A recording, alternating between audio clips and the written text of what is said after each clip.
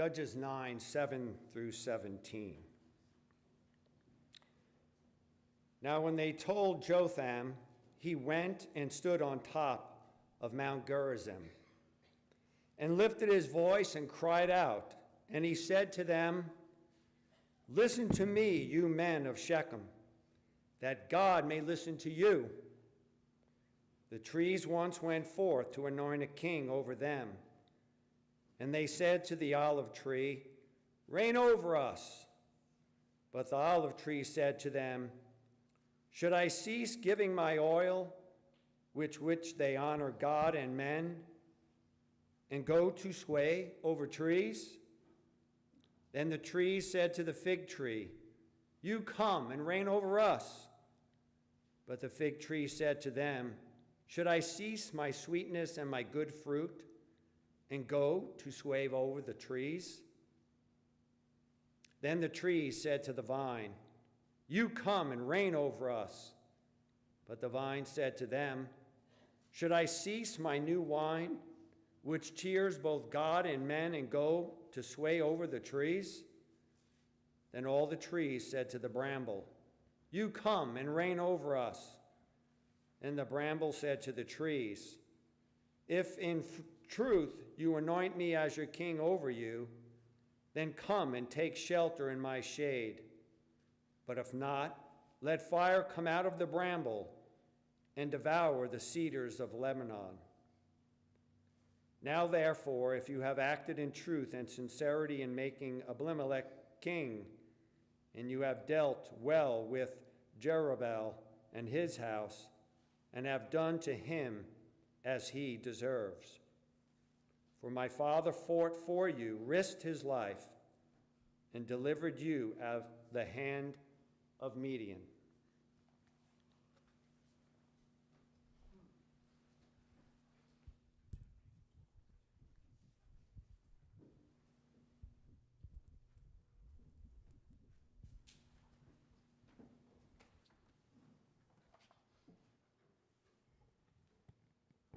Good evening. I know Brother Nick this morning mentioned that I'd be climbing up on top of the building and preaching tonight, but I just got this suit out of the cleaners, so I decided not to. I think I'll just stay on the stage this evening. But the lesson tonight you may have already seen, Jotham's parable of the trees out of Judges chapter 9. And you might just stay there in Judges. That's where we'll be spending our time this evening. The theme for our vacation Bible school here next month is trees. But there's more trees than you can fit in a week of vacation Bible school. So this is one that pardon the pun, did not make the cut. So I thought I'd turn it into a lesson for tonight. And also in our study in the adult class of history and geography of the Bible, this fits, the timing is pretty good because we've just finished Joshua. We'll be heading into Judges. I think in the lesson book, Judges chapter 9 gets about 3 sentences, so we'll expand upon that this evening. But there are 3 Jothams in the Old Testament. One was a king over Judah. Another is listed as a descendant of Caleb. But the one that we'll be looking tonight at is the youngest son of Gideon. And let's back up a little bit in Judges to Judges chapter 2 just to get a sense of what was going on in Israel at the time of the Judges. But as I mentioned, fitting in with our Bible class lesson, the children of Israel, they've occupied the land of Canaan under the leadership of Joseph. And if you look there in Judges chapter 2, verse 7, Judges 2 verse 7 says, "So the people served the Lord all the days of Joshua and all the days of the elders who outlived Joshua, who had seen all the great works of the Lord which he had done for Israel."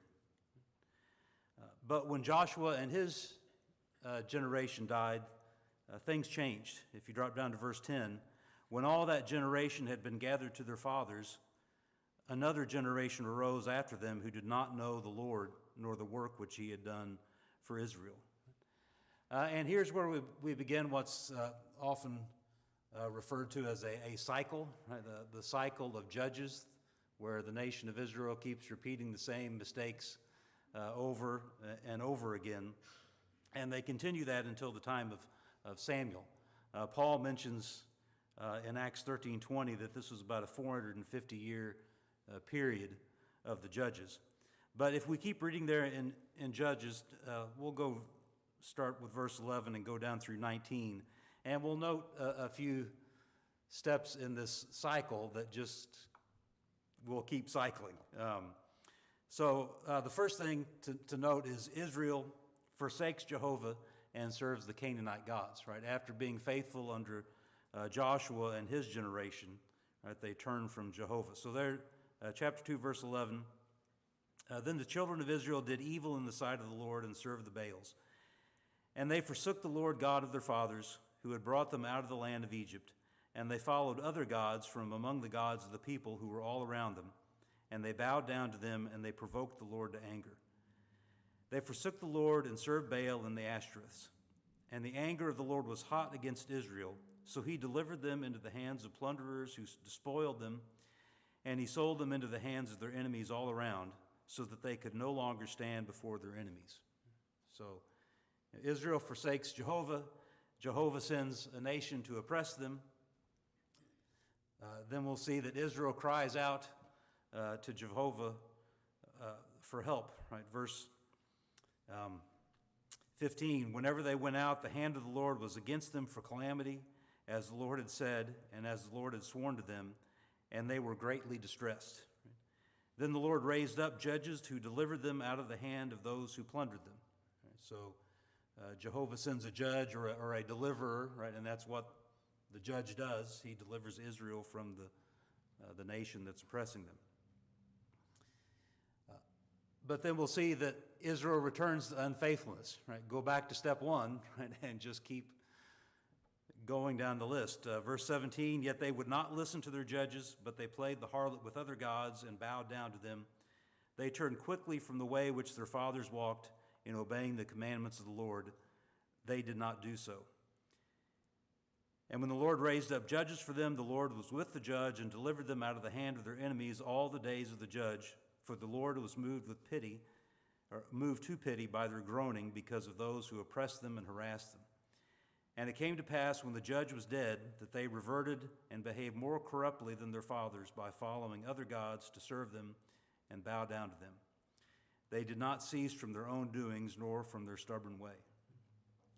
So again, this cycle just keeps repeating itself.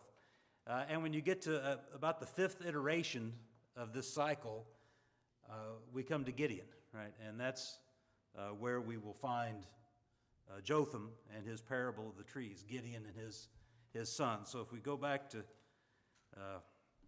where we were at Judges 9, we'll back up a little bit to Judges chapter 8. But Gideon was a judge. He's going to be, we'll see he's Jotham's father, but he delivered the children of Israel out of the hands of the Midianites. And as a result, the men of Israel wanted to make Gideon their king, right? You know, there had been no kings up until this time, and it'll still be several hundred years before Saul. But if you look in Judges 8, starting verse 22, then the men of Israel said to Gideon, rule over us, both you and your son and your grandson also, for you have delivered us from the hand of Midian. But Gideon said to them, I will not rule over you, nor shall my son rule over you. The Lord shall rule over you. And if we jump down to verse 28, we'll see that there was a period of peace there under Gideon. Verse 28, thus Midian was subdued before the children of Israel, so that they lifted their heads no more. And the country was quiet for 40 years in the days of Gideon. And let's continue on down through the end of that chapter. Then Jerubbaal, the son of Joash, went and dwelt in his own house. Right? And if we covered Gideon more thoroughly, we'd realize that Jerubbaal is Gideon. Right? That's a name his father gave him. Gideon destroyed an altar of Baal You can read that in Judges chapter 6. So when you see Jerubbaal, that's also Gideon. But it says he went and dwelt in his own house. Gideon had 70 sons who were his offspring, for he had many wives. And his concubine, who was in Shechem, also bore him a son, whose name he called Abimelech. And there's a couple of other names we'll want to be familiar with. So Shechem is a city right there in the central part of Israel. And Abimelech, right, was Gideon's son that was born to his concubine there in Shechem. We're going to see that up here in Ophrah, that's Gideon's hometown, and that's where all of his other sons are. All other 70 of them are up there in Ophrah, but this one son, Abimelech, is down here in Shechem. But back to chapter 8, verse 32. Now Gideon, the son of Joash, died at a good old age and was buried in the tomb of Joash, his father, in Ophrah, right, up here, of the Abizarites, right? And that's the Abizarites are not that's not necessarily a region of land. That's just one of Gideon's ancestors, right? So that's, like great-great-grandpa, right? So Gideon has died, buried in Ophrah. And then verse 33, we see that cycle starting again of unfaithfulness with Israel. And it was so, as soon as Gideon was dead and the children of Israel again played the harlot with the Baals and made Baal-bereth their god. Thus the children of Israel did not remember the Lord their God, who had delivered them from the hands of all their enemies on every side. Nor did they show kindness to the house of Jerubbaal, that is Gideon, in accordance with the good he had done for Israel. So now we come to chapter 9, right? And Abimelech, right, decides, hey, I'll take you guys up on that offer, right? Back in verse 22 of chapter 8, where you offered the rule to my father Gideon, rule over us, both you and your son, right? Abimelech says, I think I'd like that position, right? But first he has to take care of all the competition, right? Because Gideon has 70 sons, right? Abimelech is just one of the number, right? So if we keep reading there in chapter 9, and Abimelech, the son of Jerubbaal, went to Shechem to his mother's brothers and spoke with them and with all the family of the house of his mother's father. Right? So notice who he's talking to. It says his mother's brothers. So these are not Gideon's people, right? These are Abimelech's uncles on his mother's side, right? And they're all centered there in Shechem, right? So Abimelech says to them in verse 2, please speak in the hearing of all the men of Shechem, which is better for you, that all 70 of the sons of Jerubbaal reign over you, or that one reign over you? In other words, me. Right? Remember that I am your own flesh and bone, because all the other sons are from Ophrah. He's from Abimelech's from Shechem. Right? And his mother's brothers spoke all these words concerning him in the hearing of all the men of Shechem. And their heart was inclined to follow Abimelech, for they said, he is our brother. And they gave him 70 shekels of silver from the temple of Baal-bereth, and with which Abimelech hired worthless and reckless men, and they followed him. They're going to follow Abimelech up here to Ophrah to take care of any competition. Right? Then he went to his father's house. Abimelech went to his father Gideon's house at Ophrah and killed his brothers, the 70 sons of Jerubbaal, on one stone. But Jotham, the youngest son of Jerubbaal, was left because he hid himself. And all the men of Shechem gathered together, all of Beth Millo, and they went and made Abimelech king beside the terebinth tree at the pillar that is in Shechem. Right, so Abimelech has killed all the sons of Gideon, and now he has been declared king by the men of Shechem. It does mention in there in verse 6, Beth Millo, and that will come up. That's not a separate city. That's the citadel in Shechem, the fortress, right? That's within in the city walls there in Shechem. But at this point, Jotham emerges, right? He hid, right? That's how he survive the slaughter. But he emerges and he's going to deliver the parable, which is the focus of our lesson tonight. And just a little bit on the parable before we read it again. Thank you, Chip, for reading that. The parable serves as both a moral lesson and a prophetic warning against the men of Shechem. As we read the parable, the trees, keep in mind those are symbolic of the men of Shechem, right? Because they're seeking a king to reign over them, right? And that sort of calls back to what the men of Israel did with Gideon, right? They said, we want you to reign over us. But something to maybe highlight in the parable and watch out for, the parable highlights the dangers of choosing leaders based on ambition and self-interest rather than integrity and service, which Abimelech definitely had self-interest in mind. And the parable also contains a prophetic warning. If the choice of Abimelech as king, if that's not made in good faith, destruction will follow. So we get there to verse 7 of Judges 9. Now when they told it to Jotham, told it that Abimelech had been declared king, he went and stood on the top of Mount Gerizim. And Gerizim is not on the map, but so Jotham comes out of hiding up here in Ophrah, comes down here to Shechem, and Shechem is sort of in between two mountains, Mount Ebal. In fact, Shechem was built on the slopes of Mount Ebal, which would be a little bit there to the north. And then off to the southwest down here is Mount Gerizim. So you've got Jotham on top of Mount Gerizim speaking down to the men of Shechem there in the valley. But verse 7, he lifted his voice and cried out and said to them, "Listen to me, you men of Shechem, that God may listen to you." And verse 7 there, that opening statement, serves as both a blessing and a warning. Right? It implies that if the men of Shechem heed Jotham's words, God will listen to their prayers and petitions. Right? Listen to me, and God will listen to you. On the other hand, if they ignore the warning, right, they risk divine judgment.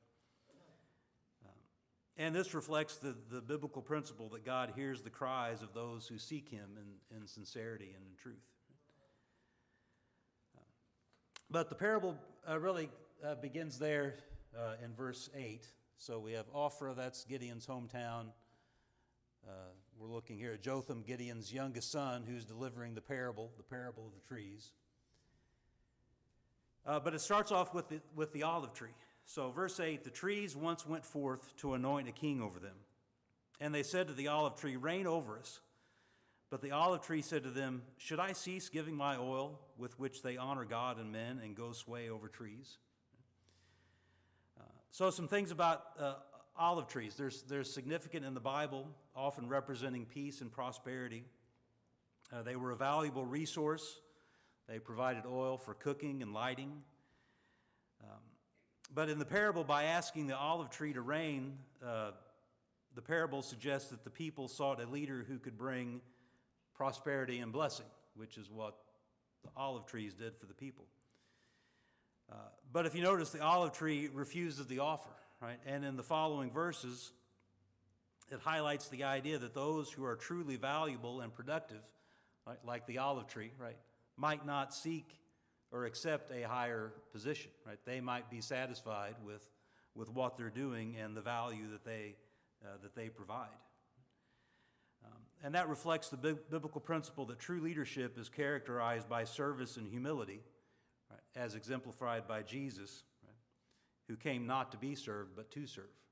And that's what the olive trees are saying. We're going to continue on serving and not take you up on your offer of being king. So next, the trees go to the fig tree. So verse 10, the trees said to the fig tree, "You come and reign over us." But they'll get a similar response. The fig tree said to them, "Should I cease my sweetness and my good fruit and go to sway over trees?" One possibility of what the fig tree represents, they represent those who are content with their God-given roles and responsibilities, right? Much like the olive tree was content to supply its oil.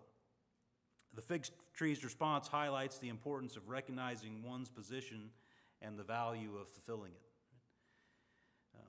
The fig tree, it mentions its sweetness and good fruit. Those would be the blessings and benefits it provides, like the olive tree. And in Israel, fig trees were a staple food and a sign of abundance.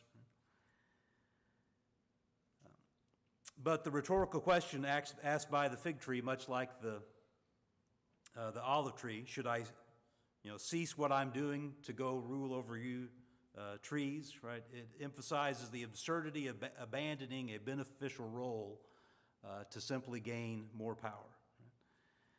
And this can be seen as a call to remain faithful to one's calling rather than seeking positions of authority, especially for selfish reasons. Well, the trees haven't given up yet. Right? So now they go to the vine, there in verse 12.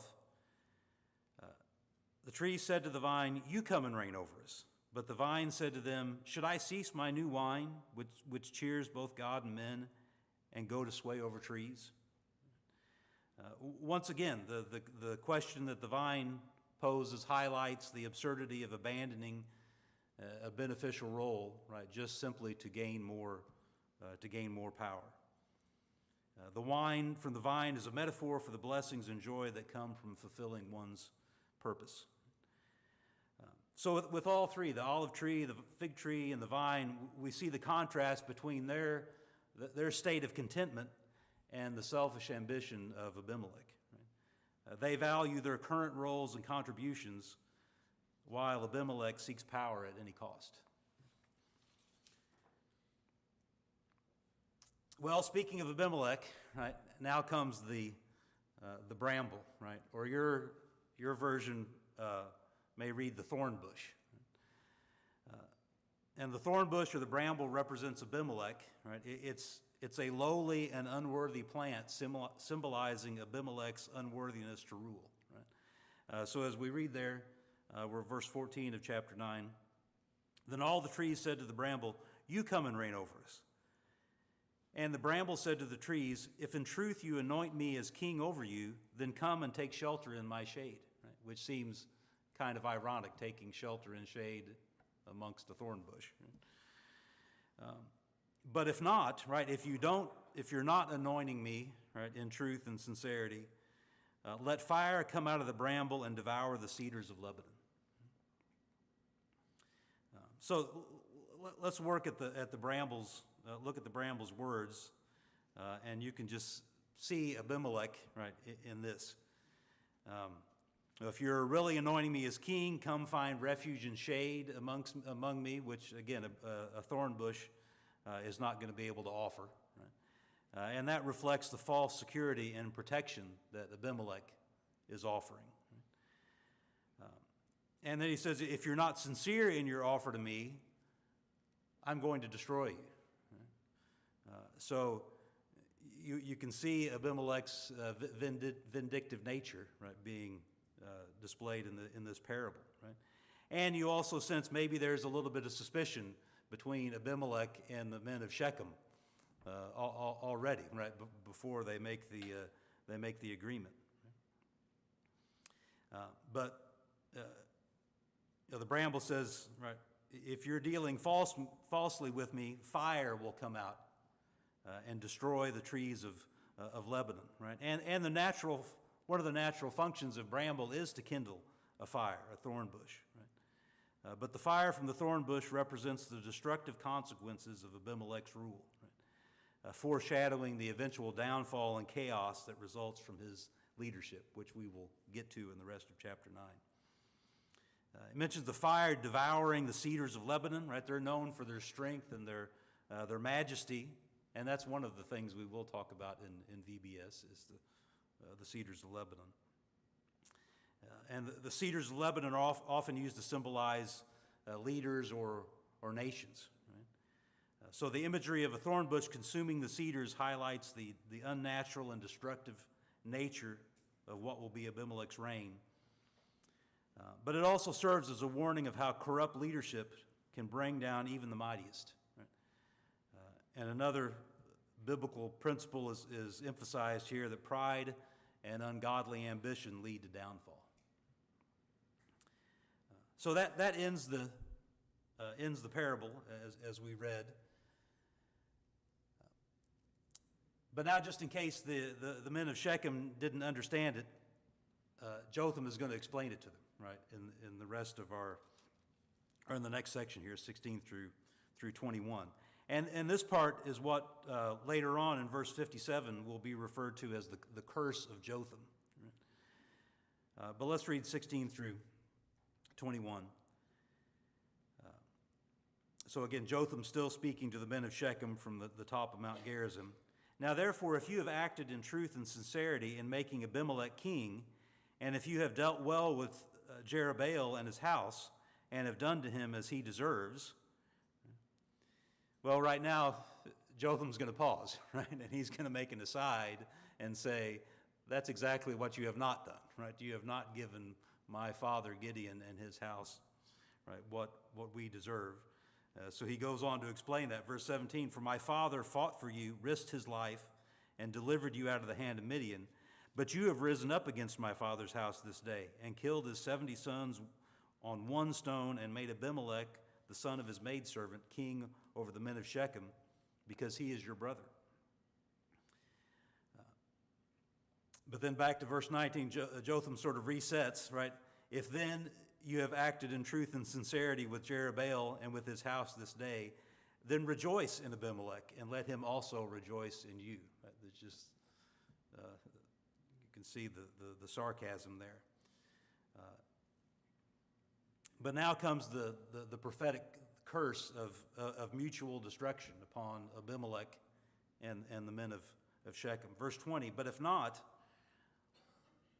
let fire come from Abimelech and devour the men of Shechem and Beth Millo, and let fire come from the men of Shechem and from Beth Millo and devour Abimelech. Right? And Jotham ran away and fled, and he went to Beer and dwelt there for fear of Abimelech, his brother. And that's the last we see of Jotham. Says he flees to Beer. That would be to I couldn't find it exactly on a map, but south of Shechem and down into Judah, because Beer is a town in Judah. But the rest of Judges chapter 9 describes the destruction of Shechem and the downfall of Abimelech. We won't read the whole thing, but we'll look at some portions of it. Let's look there in verse 22. After Abimelech had reigned over Israel 3 years, right? So there was a bit of a honeymoon period there between Abimelech and Israel. God sent a spirit of ill will between Abimelech and the men of Shechem. And the men of Shechem dealt treacherously with Abimelech, that the crime done to the 70 sons of Jerubbaal might be settled, and their blood be laid on Abimelech, their brother, who killed them, and on the men of Shechem, who aided him in the killing of his brothers. So we're going to see divine retribution, right, for the murder of Gideon's sons will come upon not only Abimelech, but the men of Shechem for their assistance in the deed. The men of Shechem are complicit in Abimelech's crime, having supported his rise to power and his violent actions. And this complicity highlights the theme of collective responsibility, right? And the consequences of aligning with evil. Right? So the men of Shechem cannot claim innocence. Right? As the rest of chapter 9 unfolds, the men of Shechem form a new alliance against Abimelech, and attempt to remove him and overthrow him as king. Conflict results.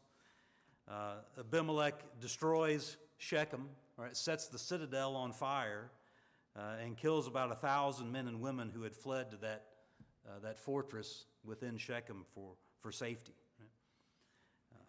So Shechem has been destroyed, and part of Jotham's curse, right, that prophetic curse, has been fulfilled. You know, if you remember back in verse 15 of chapter 9, the bramble said to the trees, if in truth you anoint me as king over you, then come and take shelter in my shade. Right? But if not, right, if you try to overthrow me, let fire come out of the bramble and devour the cedars of Lebanon, right? Which Shechem was devoured. Verse 19 and 20 say that the same thing. If then you have acted in truth and sincerity with Jerubbaal and with his house this day, then rejoice in Abimelech, and let him also rejoice in you. Right? So the rejoicing lasted 3 years.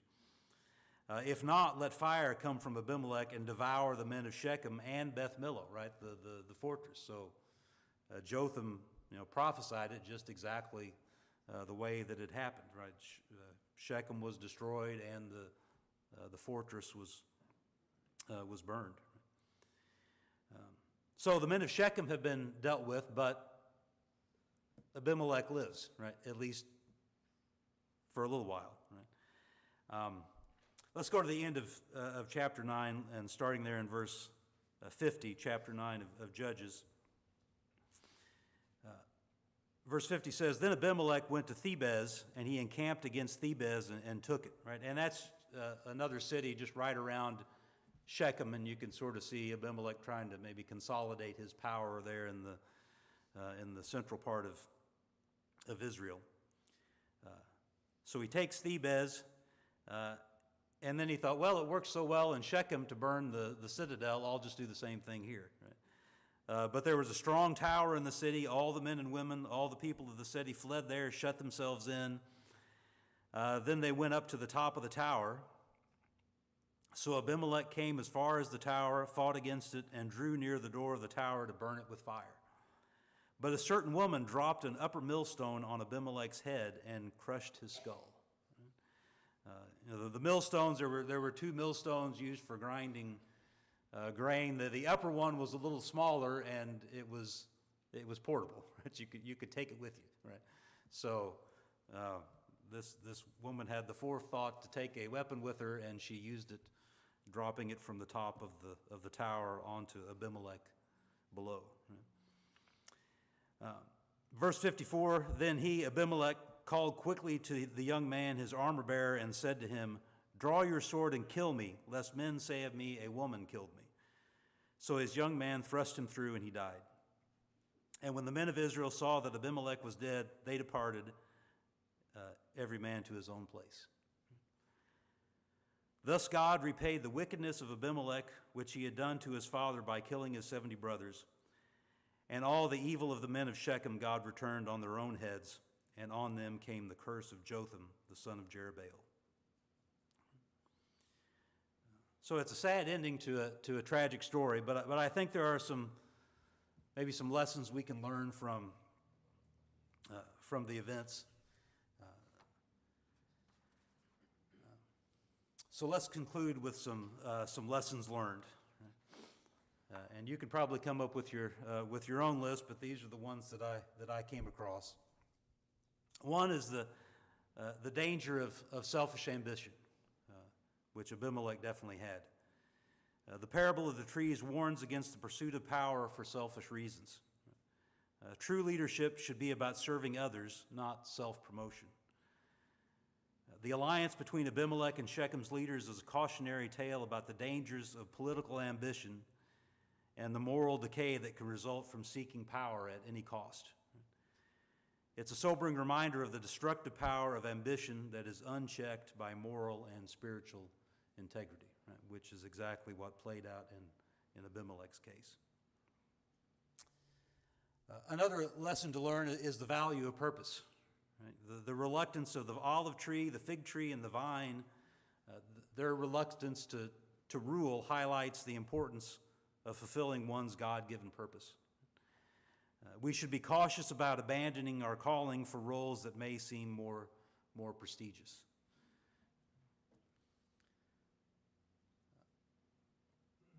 Another lesson, the need for discernment in selecting leaders. Right? One thing the men of Shechem definitely lacked in their choice of Abimelech.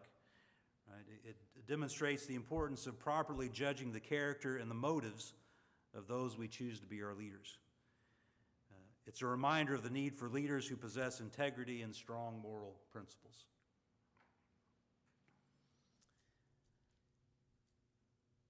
The parable also illustrates the consequences of poor choices. The events that follow the parable illustrate the destructive outcome of choosing leaders based on ambition rather than integrity and godliness. The narrative illustrates the principle that those who sow violence and treachery will ultimately reap destruction, right? And no one was left out of the consequences, right? Both Abimelech and the men who put him into power. And finally, we see the sovereignty of God demonstrated by these events. Despite human choices, God's purposes will prevail. The account of Abimelech ultimately demonstrates that God is in control and will bring justice.